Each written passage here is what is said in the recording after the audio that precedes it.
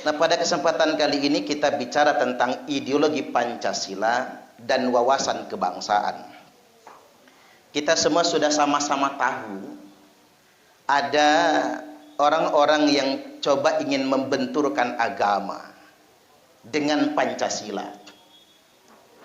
Yang kita tahu persis bahwasanya kemarin tanggal 1 Oktober ditetapkan sebagai hari kesaktian Pancasila karena gagalnya kelompok-kelompok yang ingin merongrong Pancasila. Mulai dari PKI dengan G30S PKI-nya selesai, kelar semua sudahan. Sebelumnya ada DITII, NII, Kartosuwiryo juga habis semua.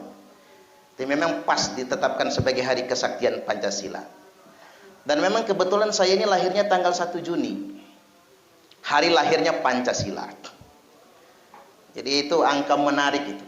Bukan suatu hal yang kebetulan. Pancasila lahir tanggal 1 Juni. Pak Soekarno lahir tanggal 6 Juni. Pak Soekarno wafat tanggal 21 Juni.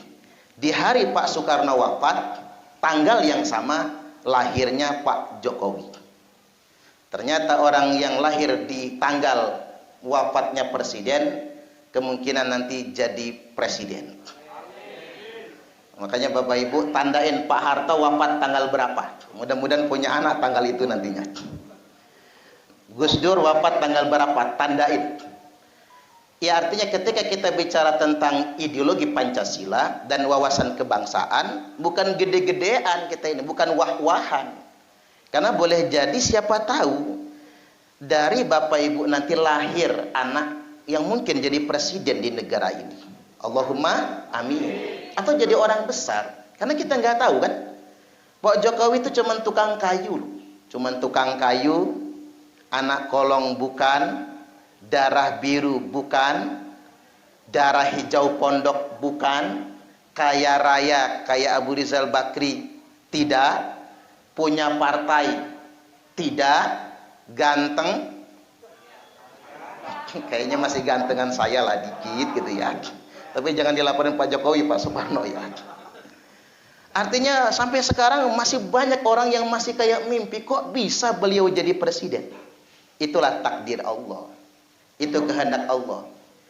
Saya kalau ngelihat pemilihan gubernur masih bisa disogok. Pemilihan bupati wali kota masih bisa disogok. Tapi kalau milih presiden ndak bisa disogok. Jajal kalau nggak percaya. Sogok rakyatnya suruh milih presiden, nggak bisa. Satu-satunya pemilihan di negeri ini yang nggak bisa pakai sogokan itu presiden. Makanya saya meyakini siapapun yang terpilih jadi presiden itu atas kehendak dari Allah Subhanahu wa taala. Saya kembali ke konteks materi kita. Ada pihak-pihak yang ingin membenturkan 4 pilar kebangsaan kita. Pancasila, Undang-Undang Dasar 1945, nomor 3 NKRI, Negara Kesatuan Republik Indonesia, nomor 4 Bhinneka Tunggal Ika. Ada pihak-pihak yang mengatakan Pancasila togut, Undang-Undang Dasar 45 itu kafir karena bukan Al-Quran, NKRI itu mau diganti sama khilafah, dan tidak mau dengan keberagaman, tidak menghargai Bhinneka Tunggal Ika. Dia mau orang seperti dia saja. Padahal pesan dari Pak Prapto tadi, ya kita harus menghargai perbedaan. Kita nggak mungkin sama, betul nggak Bapak Ibu? Nggak mungkin sama. Itulah mengapa kita hidup berbangsa dan bernegara dengan wawasan kebangsaan. Kalau kita dihadapkan dengan perbedaan, agama sudah kasih rumusnya. Lana a'maluna walakum a'malukum. Ya untuk sampean amal sampean, untuk saya amal saya. Jangan ngopeni orang, jangan ngurusin orang. Masing-masing saja. Bahasa agamanya fastabiqul khairat, berlomba-lomba dalam kebajikan. Ya sudah, dia amalkan menurut keyakinan dia, kita amalkan menurut keyakinan kita, jangan saling ganggu. Kayak hidup bertetangga lah. Jangan ngopeni rumah tangga orang. Urusin saja rumah tangga kita sendiri. Setuju nggak kira-kira? Makanya ada pepatah orang pasaran Bapak Ibu. Laki-laki yang rajin mencium istrinya relatif lebih panjang umur dibandingkan dengan laki-laki yang mencium istri tetangganya. Enggak, bapak-bapak setuju nggak kira-kira? Jangan macam-macam dibacak orang kita. Ya hidup itu begitu sajalah. Kalau bisa kerjasama, yuk kita kerjasama. Nggak bisa kerjasama, berbeda, ya sudah masing-masing saja. Saya ingin tegaskan terkait dengan Pancasila. Pancasila ini bukan agama. Pancasila bukan agama.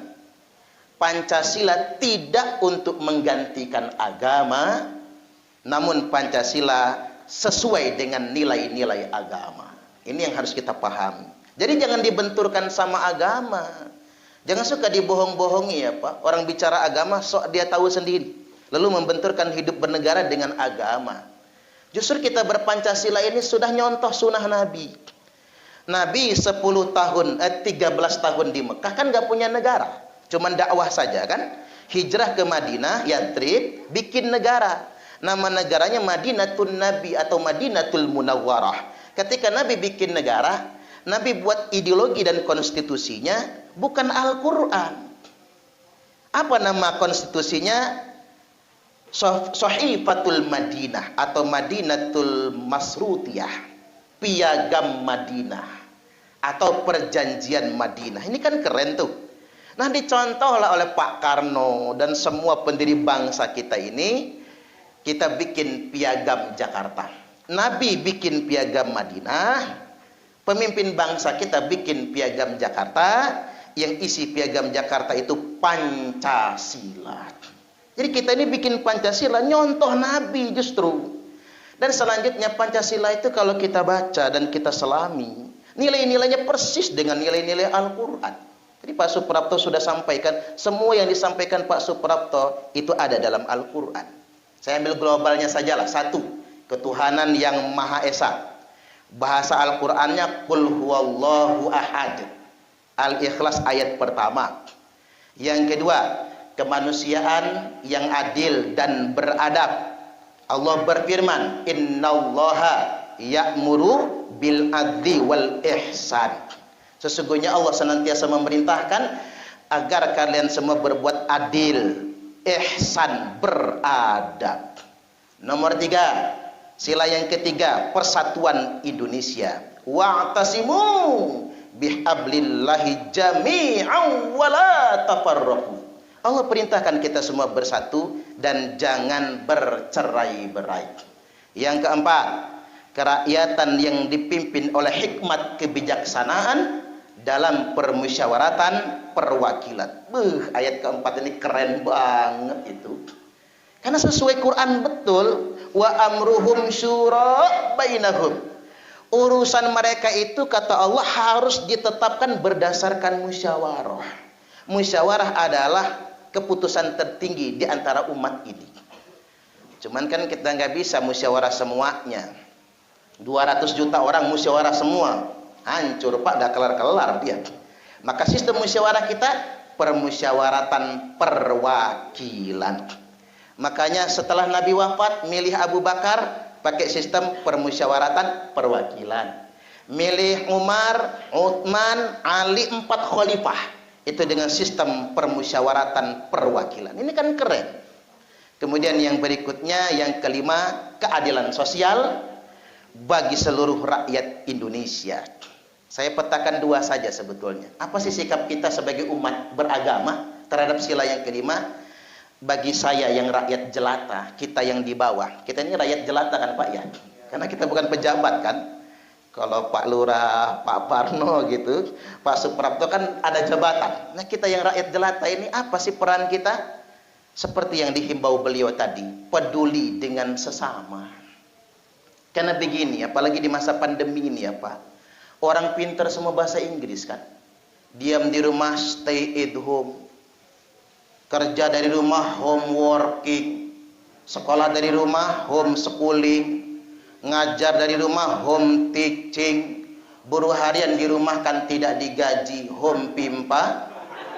Alaihum gambreng. Nah kan ini butuh kepedulian sebetulnya. Makanya kalau kata Syekh Abdul Qadir Al-Jailani, sesuap nasi yang engkau masukkan ke dalam perut orang yang lapar, itu lebih baik daripada membangun 1000 masjid jami'. Makanya saya ceramahkan keliling di Lampung ini, kata saya, berhentilah umat Islam itu berlomba-lomba mempermewah masjid. Mahal bikin masjid itu. Nabi nggak suka kalau kita cuma mempermewah masjid. Karena ada teguran dari Nabi, la taqumus sa'atu hatta yatabahan nasu fil masajid. Tidak terjadi hari kiamat, kata Nabi, sehingganya umatku hanya berpoya-poya mempermewah masjid. Tuh kan, Nabi nggak suka. Maksudnya begini, jangan sampai Bapak Ibu masjidnya mewah tapi ada tetangga masjid yang nggak kebeli beras. Jangan sampai itu. Sekarang ini begini, sekolah mahal nggak sekolah?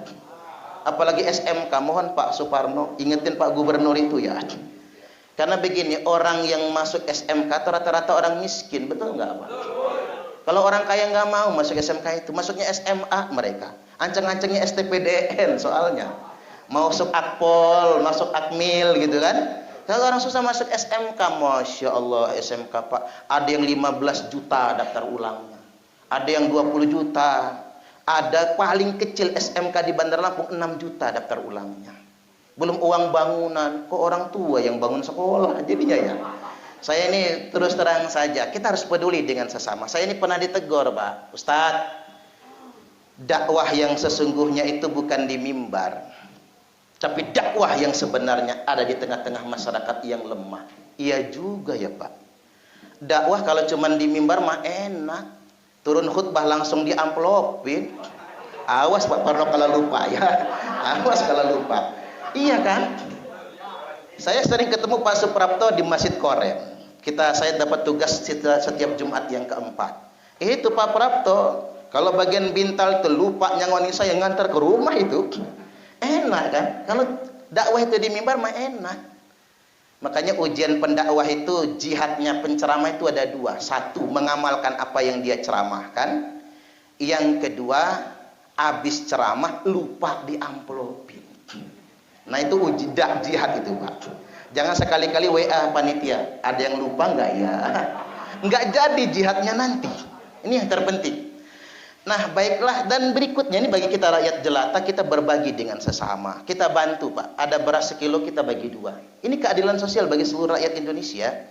Tapi bagi pemerintah lain lagi. Indonesia ini trias politika, eksekutif, legislatif, yudikatif. Buat penguasa, satu permohonan rakyat itu, yang penting satu, bela kepentingan rakyat. 2, jangan korupsi. Setuju nggak kira-kira? Karena begini Pak, anggaran APBN buat pendidikan itu 20%. Dari postur APBN 2000 triliun, 400 triliun setahun. Tahu nggak nolnya berapa itu? Ketik di kalkulator nggak muat, kalkulatornya itu nggak muat.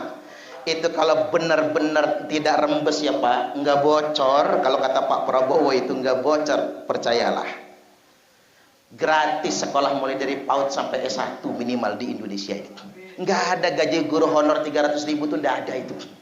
Saya mewakili bapak-bapak sebagai rakyat kita ini ya.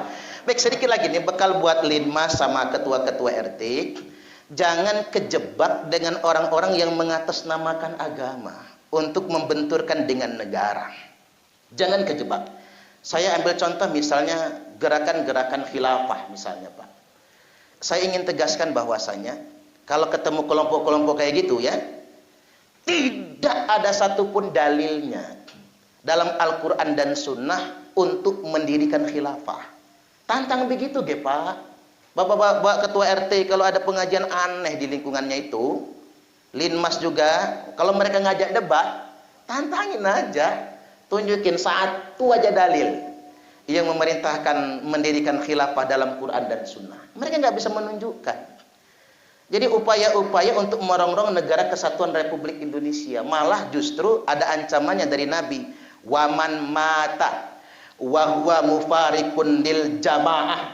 Barang siapa yang mati dalam keadaan sedang memberontak kepada negaranya sendiri, mata mitatan jahiliyah, maka matinya mati jahiliyah.